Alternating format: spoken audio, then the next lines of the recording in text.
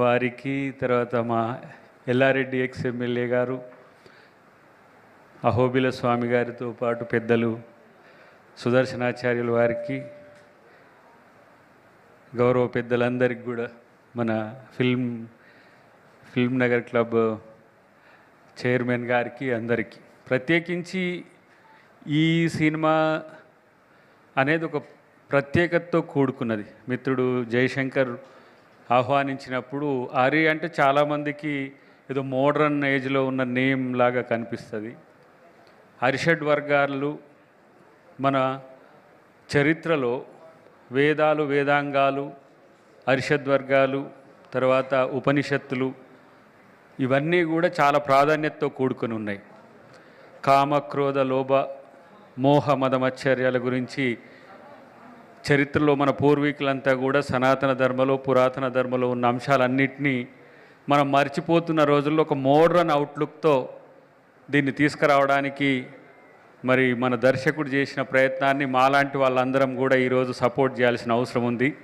ప్రత్యేకించి ఎందుకు నేను దీనికి కనెక్ట్ అయిందంటే, నేను తీసిన సినిమా, నేను హీరోగా తీసింది కూడా ది ఇండియన్ ఫైల్స్ అని సేమ్ ఒక 10,000 years మన యొక్క చరిత్ర ఒక కాంపాక్ట్ డిస్క్ లాగా ఒక 7 ages అని పెట్టి పాతరాతి యుగం నుంచి మధ్యరాతి యుగం నుంచి ఇప్పటి వరకు మన మానవ జీవన పరిణామ క్రమం మీద తీసినాం. కాబట్టి సేమ్ దీన్ని చూస్తుంటే నాకు కొంచెం అదే ఛాయలన్నీ కూడా కనపడ్డ పరిస్థితి ఉన్నది. తను నాకు అంశాల గురించి చెప్పినప్పుడు కూడా నాకు అది కనెక్ట్ అయింది.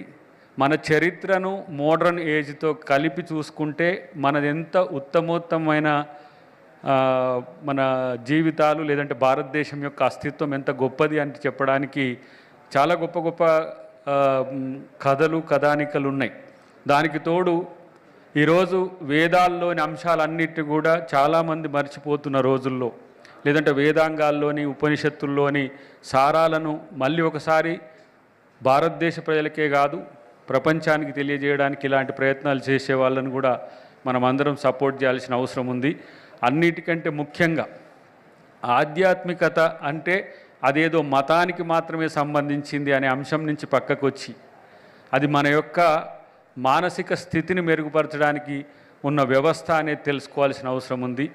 ప్రత్యేకించి నేను గమనించిన అంశాల్లో ఈ మధ్య జరుగుతున్న అంశాలు కూడా దీంట్లో అంటే మోడర్న్ సొసైటీలో జరుగుతున్న ఈ కోరికలకు సంబంధించి కానీ మిగతా ఏవైతే మనిషిలో ఉండే శత్రువులు ఉన్నాయో వాటిని డిస్కస్ చేసిండు మిత్రుడు దర్శకుడు అని నేను అనుకుంటున్నా. డెఫినెట్గా ఈ సినిమా సక్సెస్ కావాల్సిన అవసరం ఉంది. ఇలాంటి ప్రయత్నాలు పెద్దలు చిన్నజీయర్ స్వామి గారు రావాల్సిన అవసరం ఉండే, రాలేకపోయినా అహోబిల స్వామి గారు రావడం సంతోషం. వెంకయ్యనాయుడు గారితో పాటు మిగతా పెద్దలందరూ ఉండాల్సిన వేదిక. కాబట్టి ఇలాంటి సినిమాలను ప్రోత్సహించడం అనేది మనం కూడా అలవర్చుకోవాలనే ఉద్దేశంతో మేము ఇక్కడికి రావడం జరిగింది. ముఖ్యంగా నా దృష్టిలో రాజకీయ నాయకత్వం అంతా కూడా ఇక్కడికి రావడానికి ఉత్సుకత ఎందుకుంది అని అంటే, మనం కూడా పరిణతి చెందిన నాయకులుగా ఉండాలంటే మనలో ఉన్న శత్రువులను, మనలో ఉన్న అరిషడ్ వర్గాలకు సంబంధించిన అంశాలన్నింటినీ కంట్రోల్ చేసుకోవాల్సిన అవసరం ఉందని మా ద్వారా మన సమాజానికి కూడా వెళ్ళే అవకాశం ఉంది. కాబట్టి ఈ సినిమా సూపర్ సక్సెస్ అయ్యి చాలా పెద్ద ఎత్తున నాకు తెలిసి అంతర్జాతీయ స్థాయిలో కూడా దీనికి ఒక ప్రత్యేకత రావాలని నిర్మాత మిత్రులందరినీ కూడా నేను కోరుకుంటున్నా.